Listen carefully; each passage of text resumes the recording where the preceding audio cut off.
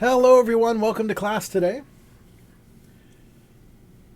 So, today for class, for our live stream, I was sort of thinking about the resumes that you all submitted. And I came across this article about which tech jobs demand certifications. And I thought, well, certifications, that goes hand in hand with your resume. You're putting your certifications on your resume. Which, by the way, just we'll be reviewing those resumes and giving you some feedback on them within the coming days. But I saw this article about which tech jobs demand certifications. And they actually have some data here about tech jobs and certifications. And I thought it'd be a good idea just to take a few minutes and talk to you all today about the idea of certifications and, maybe looking at this data a little bit that they're presenting here about which tech jobs demand certifications and why we want to get certifications even when they might not be demanded. So this article I came across is on a website called Dice. Many of you might be familiar with Dice. It's a good website to go to for technical jobs. If you don't have your information on there, it's probably a good place to go, especially for those that are in this class.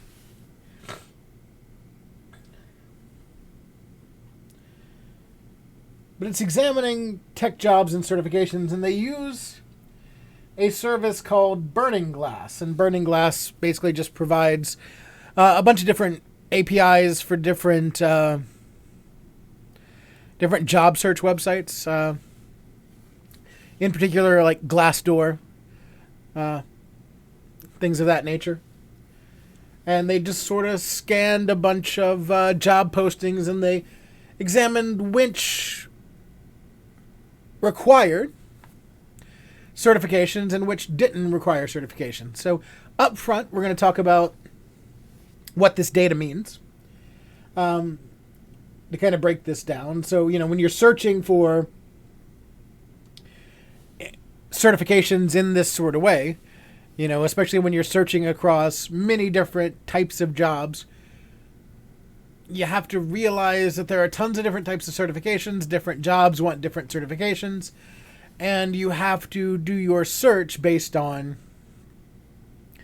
the certifications that you know about. So there might have been some certifications eliminated or not included from the search that these individuals did when they were collecting this data that would skew the numbers a bit. So I'm not as concerned about the numbers here so much as I am concerned about which technical areas are more looking for certifications. And you can probably guess, just based on what you know about your chosen career field, what those technical areas are that are looking for certs. So if we have a look at this list here, and we'll zoom into it a little bit. So we can see the data that they gathered here based on occupation, total job postings requiring certifications or requesting certifications, and then a percentage of those job postings requesting certifications.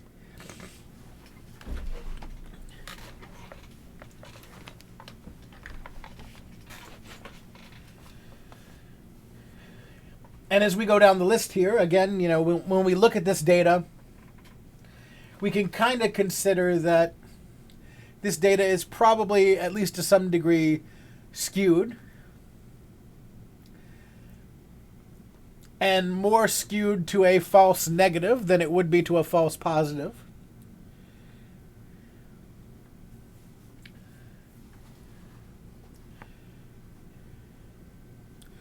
Because when you're doing searches of different things like this, you'd have to search for every incarnation of the things that you might be searching for. So you'd have to search for, like if you were searching for CCNA,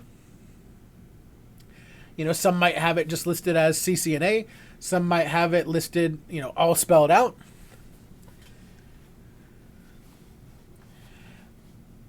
So if you just included that you were looking for a CCNA,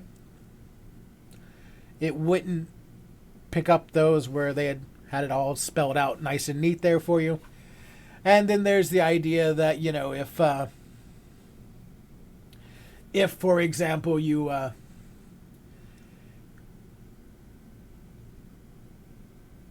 had some sort of certificate that you weren't quite aware of, or wasn't really on your radar as much as some of the other ones,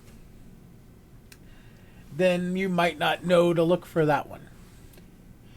So again, we're not really looking at the numbers here so far as which of these are higher, because we can kind of understand that these numbers can be skewed and probably skew a little lower than they are in reality. And so our highest here, as we go down the list, and we'll just do a pan down our zoomed list here really quickly. And they've even kind of broken out networking into network systems administrator, network engineer, and architect, and then network systems, network support specialist. But our sysadmin and our network admin, one of the more common things that you might do, one of the more like a knock type of position. Unsurprisingly, this is where you see the highest percentage of jobs requesting certifications. These would be your people that are requesting your CCNAs, maybe some Net Pluses, those sort of things, right?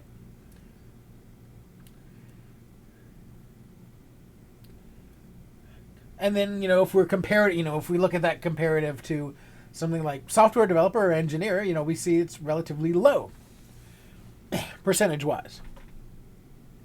Now, again, we can look at that with the understanding that that's probably under what it actually is. But even comparatively, we can look at that with the understanding of, well, there's probably fewer certs that are requested in software developer job applications than there are in others. And by and large, we understand why that is, because, when it comes to software development, what they're looking for by and large isn't a particular certification that shows that you have skills. They're looking for skills in a particular language. They're looking for skills with a particular stack for application-based development, that sort of thing.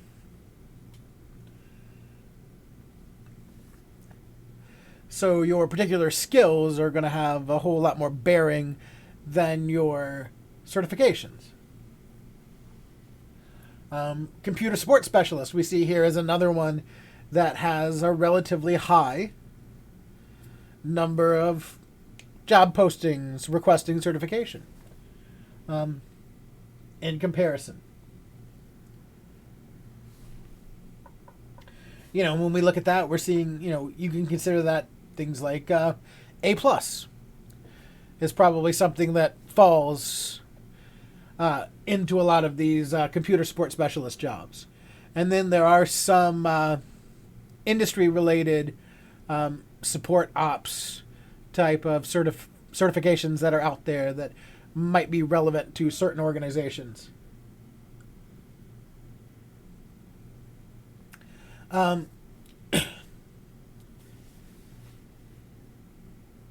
So as we look at this, we see which areas are by and large requesting certifications more, and which areas are not requesting certifications as much. And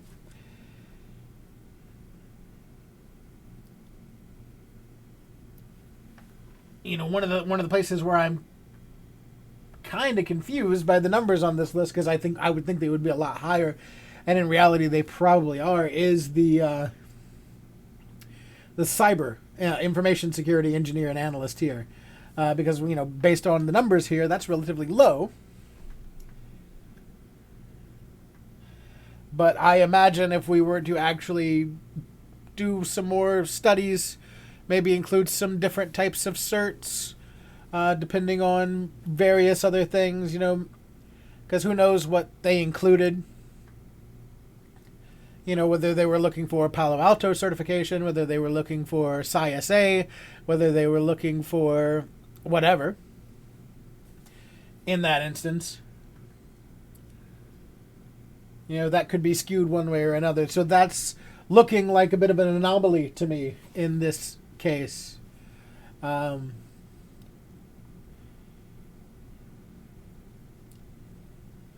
But by and large here we see, a lot of the networking jobs, networking support, networking administration, network engineer, these are the ones that are looking for certifications more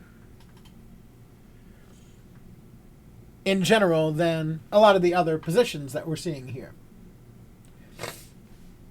So if you've ever wondered why, in your networking classes, you hear a lot about all of the certifications, this is why.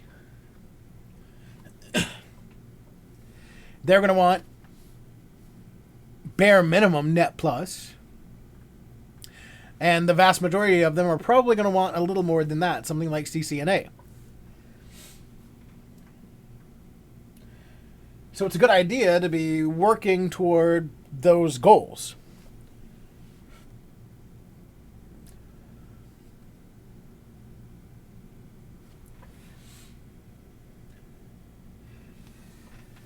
And, even for the ones of you who are in areas that are like, oh, well, my area, I want to be a programmer, and they're relatively low, and they are relatively low.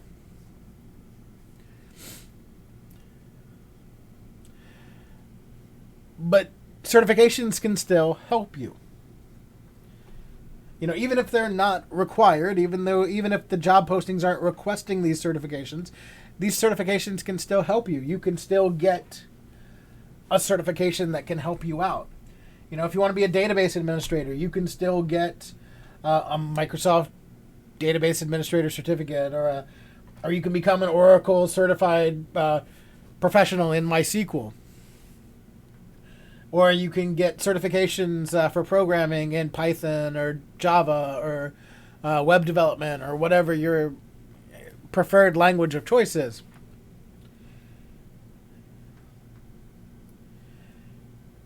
And when it comes to practicality, when it comes to the real world, these certifications don't really make you as a worker, as an employee, any better than the next person. I mean, really, at the end of the day, all it really is a piece of paper that says that you took this test and received this certificate. So, sure, you could have the exact same skills, the exact same knowledge that somebody who has taken one of these tests, someone who has done these things, someone who paid the money to take the test and pass it, did.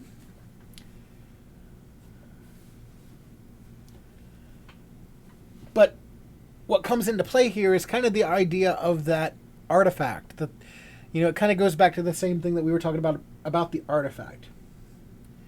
It's like, yes, you have the skills, but if you have the certification, you also have some degree of proof. You have some degree of proof that you have those skills. So it's not just me taking you at your word that you have those skills. And, in general, especially when it comes to like programming and more demonstrable things, I can see examples of your work, and I can see things that you've done, and I can see in that sort of way that, yes, you can do these things that you say that you can do. But then that also takes it to the next level and gives it the idea of something that sets you apart. And I think that really is where it becomes the biggest thing. The biggest thing is having something that would set you apart from your competition. I mean, think about it. You and somebody else who is almost just like you going up for the same job. Say it's a network administrator job. They have a similar education, community college, associate's degree in, networking. They have a e-portfolio with similar looking artifacts on it, demonstrating that they can do the things in networking that they say they can do.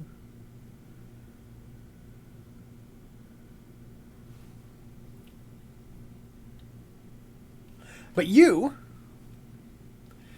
have your CCNA, and they don't. Think about how that looks in the eyes of the hiring manager. Think about how that one thing sets you apart, puts you on a whole different level. Again, you don't have any different skills. You might not, in actuality, be any better of a worker, know any more than this other person. But since you took the time and you put the effort in to studying for and achieving this certification, whether it be the CCNA, like the example, or whatever else, CISSP, A+, Net+, Security+, PSI-SA, Palo Alto, AWS, would just go down the entire list, right?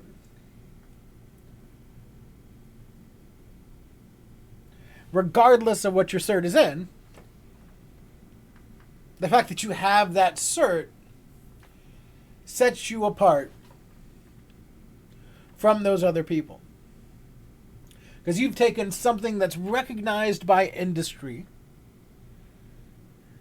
and based on industry standards, you have the knowledge and the skills and the ability to pass the test and get the certification. And that's important. That's a big deal. And employers, regardless of the business, as long as they're, working in your area, they know what that means. They know what these industry standard certifications are. They know what they mean, and they know what they could mean to them as an organization. So especially when we're looking at data like this now, and you're in a networking program, and you're like, I've never really thought about taking a networking certification. If that's you, and you're thinking about networking, and you're in the networking program, and you're looking at, maybe working in a data center, working in networking one day, but haven't thought about taking these certifications, you should probably change your mind. You should probably start looking at what it would take to get these certifications. At bare minimum,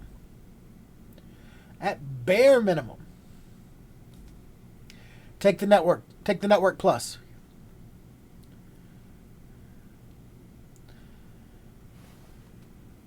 Better yet, and maybe required for a lot of jobs, take the CCNA. It's going to require you to study. It's going to require you to put some effort in. But that effort is going to be rewarded down the road.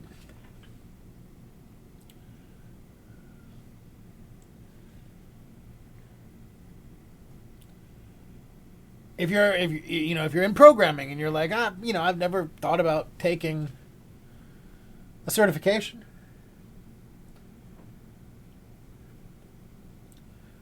Think about it. There aren't as many programming jobs that require certifications, obviously, but again, it's going to be something that sets you apart. It's going to be something that makes you different. And in this kind of case, different is great. So especially if you're if you want to be a programmer, if you want to be some kind of developer, and you're like, well, maybe I should take a certification, and you're not sure which one, come talk to me. Send me an email.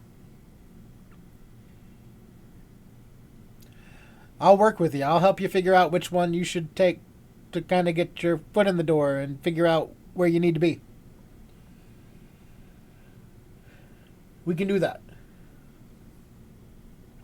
Even though the numbers are low here, I think all of you security people should be taking certs. At the bare minimum, Security Plus. More preferable something like PSI-SA, or some of the other higher level stuff.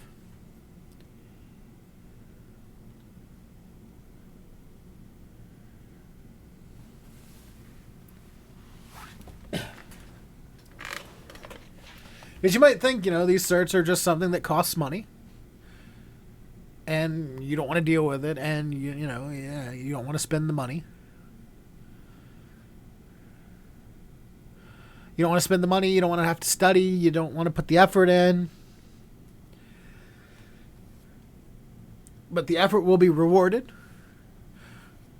The investment will be rewarded. And the vast majority of the certifications can be taken right here at Cleveland Community College. We have a testing center right here on campus where they, provide the majority of the tests that are available through Pearson, which is a lot of them. So you don't even have to go far out of your way to take one of these things. So we see that companies are wanting them. We know that they help you stand out from your competition.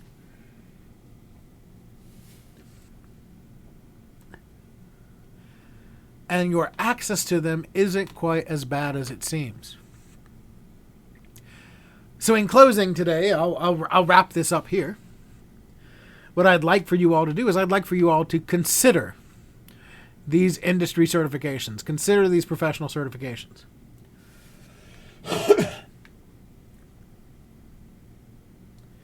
Regardless of what you want to do, regardless of where you want to go from here,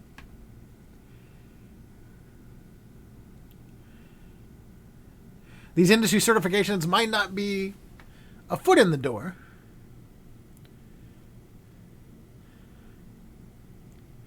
but they might be like a shoe that you can put on your foot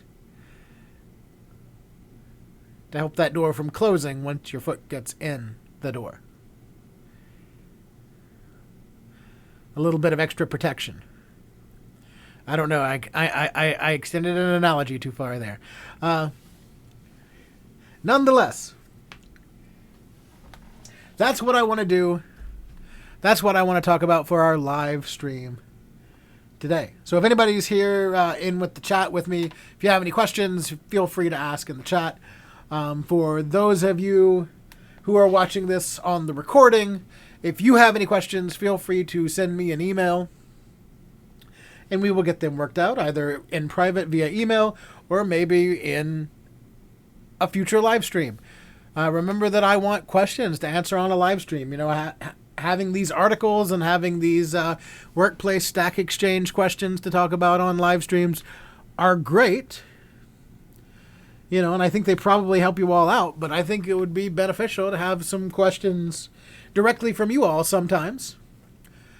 And you never know when you have a question that might be on the mind of someone else that's also in class with you, and that your willingness to ask your question just might help out somebody else too. So that's where I'm going to leave this off for today.